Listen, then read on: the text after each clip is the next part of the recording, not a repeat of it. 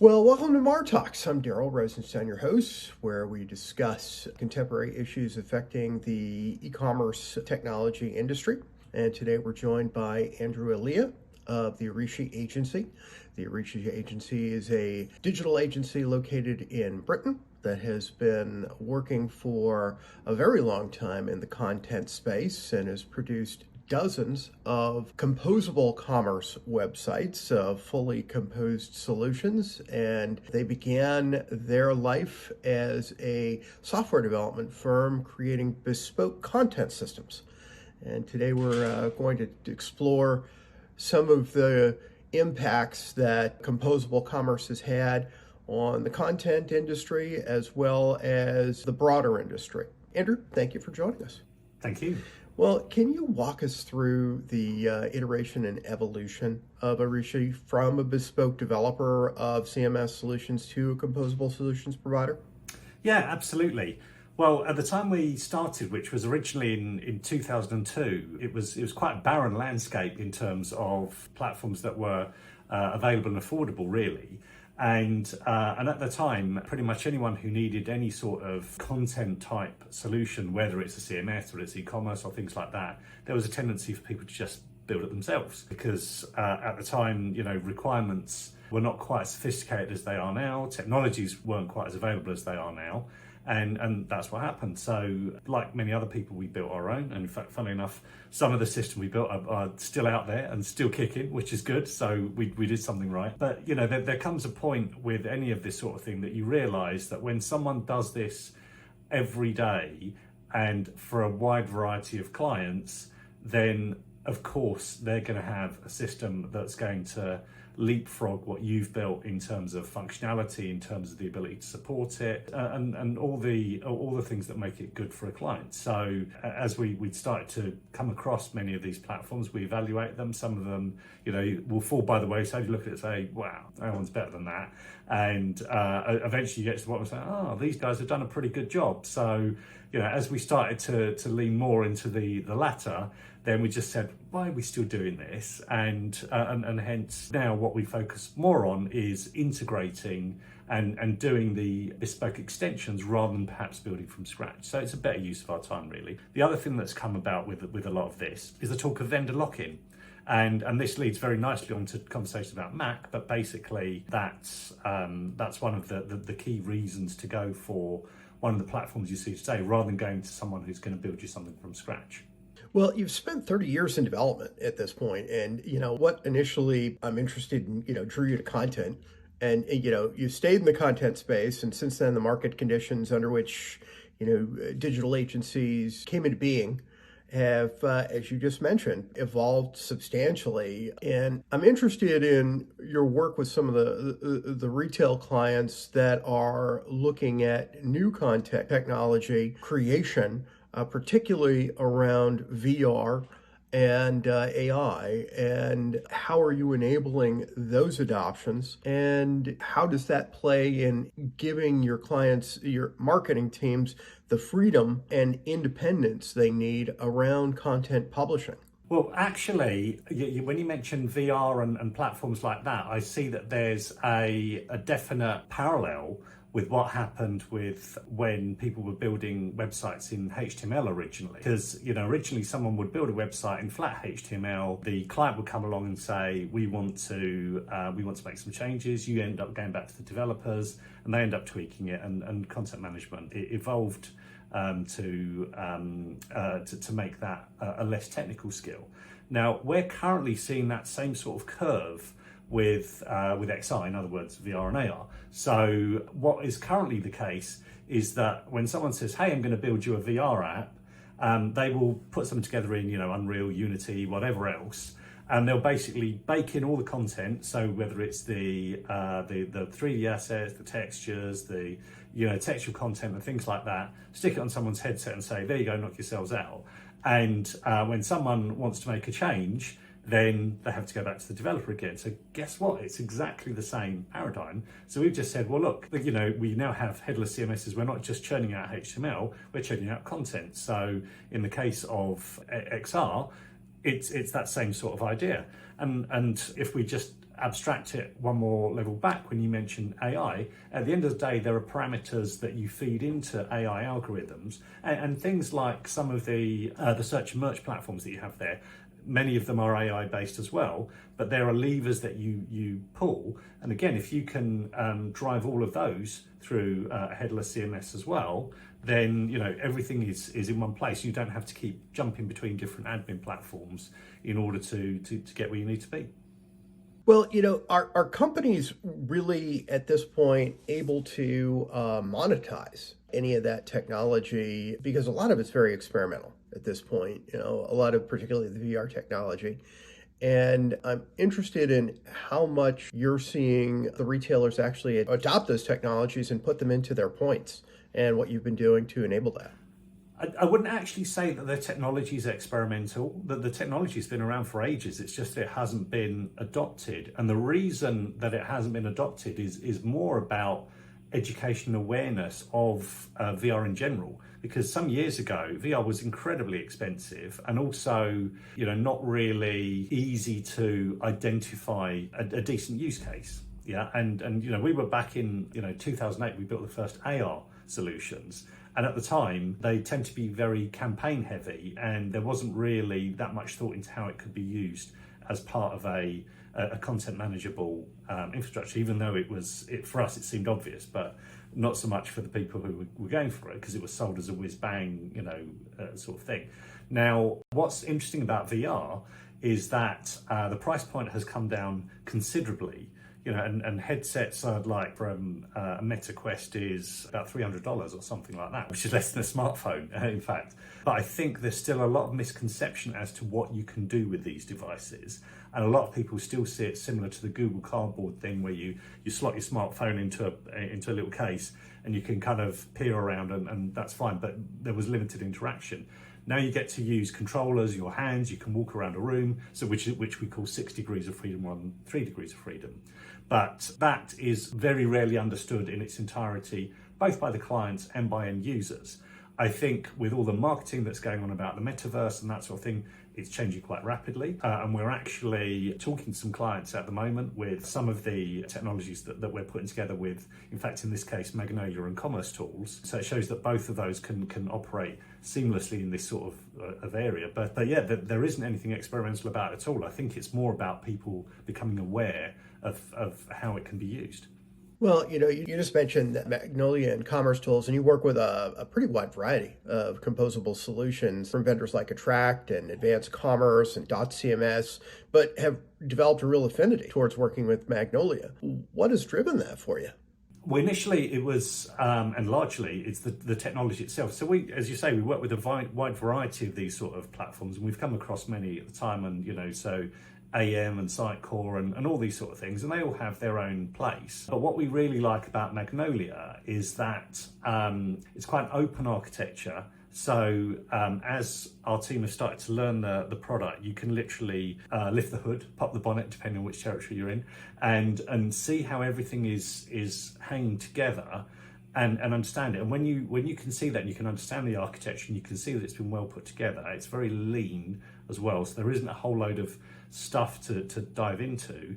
And whenever we've deployed platforms like that, so we run our own hosting centers as well, and whenever we run a Magnolia site, it just runs and runs and runs. And I mean, we deployed a site for a company in New Zealand who sadly their marketing director left under a bit of a cloud after we built the site for them, and the whole thing stayed up for about a year without anyone doing anything to it at all, and it just kept running. And that's not an unusual incident. We see it as something that is very robust, and very often, without wanting to diss any of the other platforms, they tend to need a little bit more babysitting and a bit more attention on a regular basis in order to keep them running. Whereas we've just seen that this pretty much runs itself. So whenever you're maintaining, a data center full of servers and applications, things like that, the ones that you like are the ones that you don't have to keep prodding every so often.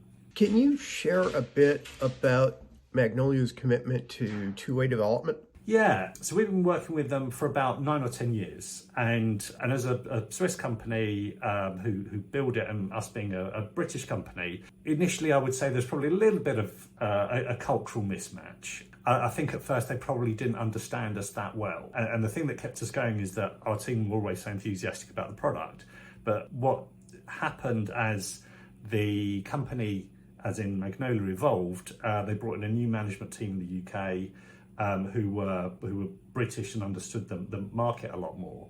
And then from that point on, they saw that there were some synergies that their predecessors hadn't seen before. So hence, they leverage our enthusiasm and knowledge of the product to help them sell the product. And by the same token, when a client comes along who's got Magnolia and they say, we need people who are enthusiastic and knowledgeable and can do the heavy lifting, then they bring them to us. So, that's the cornerstone of a lot of the partnerships we have. And it's not just CMS space, the e-commerce space as well. We've got a great relationship with Commerce Tools, I mentioned. We also work with BigCommerce, and that two-way relationship just means that it demonstrates trust on both sides, because we get lots of platforms approaching us saying, please can you sell your platform to all our clients? But for us, there's a bit more to it than that. We need to make sure that we're comfortable with it, that we can see that it does what it says on the tin, as we say, and make sure that it meets our requirements for something that has the right sort of level of resilience and quality of architecture and that sort of thing. And we're happy when we're happy with it, we've learned it, then we say, okay, yeah, that's fine. Let's do some work together. And then we want to be agnostic about the solutions that we recommend to our clients, but we also want to be confident that when we put our mark on something and we say, use this solution instead of that solution, they don't come back in 6 months or more and say, hey, you recommended this system and it was terrible and it kept falling over, or the company's shaking us up and down, or whatever. We want to feel that when we're putting our heart and soul into something, that that it's for the client's benefit, and we see that we have that sort of alignment with people like Magnolia and Commerce Tools and so on. So yeah, that's it. That's what makes the world go round. That's what makes the world go around. Well, I want to spin this a little bit and talk a little bit about, since you're at the forefront of client adoption of composable technologies in general, we're trying to essentially identify the secret sauce around how to make that technology stack the most approachable and understandable for those retail merchants. And what do you hear most from your customers as being their primary concerns around adopting a composable stack, and how do you respond to that? I think because we have a wide variety of clients that we speak, and generally speaking, our sort of relationships tend to be more at the sort of CMO level, which is kind of where we started working with the sort of new media agencies they were in the past. So they tend to not have the depth of understanding of the technology, but they do have the depth of understanding of the use case. So they are always very reluctant to be told about acronyms and technical trends and things like that, because for the most part they see technology in many forms as a risk. So what you tend to see, and we all see it, a lot of companies tend to sleepwalk into a monolithic system. So they'll go for a suite because it has everything in the box, and because it has everything in the box, everything must be working correctly, because if they made it, it must all be okay. I mean, obviously, people who've used Microsoft solutions before might snigger a little bit, because obviously Microsoft over the years have acquired and basically bashed into submission many an application, and so the integrations aren't necessarily as seamless as perhaps it might be advertised. But for the most part, when people talk about these sort of solutions, that is the level of expectation they have. The reality is that you kind of get a broad brushstroke and not necessarily the sort of coverage of the use cases that a client might want. So very often you'll see a client who'll say, we want to do X, Y, Z, and we're thinking of using such and such a system. And we'll say, well, actually, your use case isn't quite covered by that sort of solution as it stands. And what we would possibly say a less able technology company would do is basically try and rewrite their use cases to match what the software can do. And we don't subscribe to that. Our mantra is always, we wrap the technology around the requirements, not the requirements around the technology. So hence that leads us into going for best of breed solutions that are composable, and that you can then say, well, I know if I use this particular solution, it will match that part of the use case. This particular solution won't match that part of the use case, and so on. And then basically we will build the integrations to get them all together. And then we get something that's a really snug fit for the sort of use cases they have. And so once they see that they can get it to do what they want it to do, then that's a big step forward. With some of the vendors that we talk about with CMS platforms, obviously we mentioned Magnolia quite a lot. Obviously there are other platforms like Content Stack and so on who have this similar sort of idea. The base case for integrations is built by those vendors, so they effectively certify that when you plug system A into system B, you at least have a starting point of something that will do what it's supposed to do, and it's not a sort of sticky tape patchwork Zapier type solution. It's something that is robust and tested for a decent set of use cases. So we look to extend that sort of thing to tailor the solution more to the use case, and then that's usually what gives us a green light from the client. Yeah, well, having the vendor actually maintain those integrations is just a huge advantage of Composable, and it's one of the reasons I've just become such a huge fan of the technology, which is why we're talking. But if you could, at this point you've built and deployed dozens of composable architected websites for your clients, and I guess I'm curious if you have any favorite children. I know you're not supposed to, but any client that you feel just best exemplified the particular skill sets of your team and really highlighted the advantages of the composable stack. Sure. Well, we're working with a big retail group in the UK called Sainsbury's, and they have a number of sub-brands in there. And one of the acquisitions they made a couple of years ago is a catalogue brand called Argos. And Argos are an interesting animal because they have, if there's anyone from Argos listening, I didn't mean to call you animals. They very much come from the build it in-house way of thinking, but they adopted Magnolia as their CMS, which I think says an awful lot. So when they get to the point where they say, okay, well, we can build it better ourselves. Oh, hang on a second, we've just seen something that does it better. Let's work on that. When they got acquired by Sainsbury's Group, they looked around at all of the brands and all the heterogeneous collection of platforms they had, and they said, you Argos guys, you're doing something pretty good. So they then started rolling that into the rest of the group, and we've done a number of projects with Sainsbury's and Magnolia, helping them migrate off of other platforms onto Magnolia, because we can script a lot of the content ingestion and pulling it out of the existing platforms and things like that. But also because they had some things that were quite bespoke to what they want to do. They have apps and things like that. And there's one particular thing that makes me smile and my team actually, in that the Groceries Online app has a promotion service. And up until we got involved, there was some poor guy who would get up at 7 a.m. on a Sunday morning to hack a JSON file with some content and some URLs and things like that, upload it really quickly, check it on the app. Oh, has it broken the app? Yes, it has. Better download it, put the old one back, tweak it and go back again. So we built a system. It wasn't rocket science, but we put it together in Magnolia. We gave it to them. And they were saying, wow, this is such a game changer for us. This is amazing. And obviously for us, it was not difficult at all. But seeing that sort of level of enthusiasm for something like that, and that was great. So yeah, that's one of our favourites because it covered so many different aspects of what we do, and because there were loads of kooky systems to connect to and that sort of thing. Because hey, we like kooky, so. Well, I think it's kooky if you put a promotion for a tin of biscuits that shuts down the site.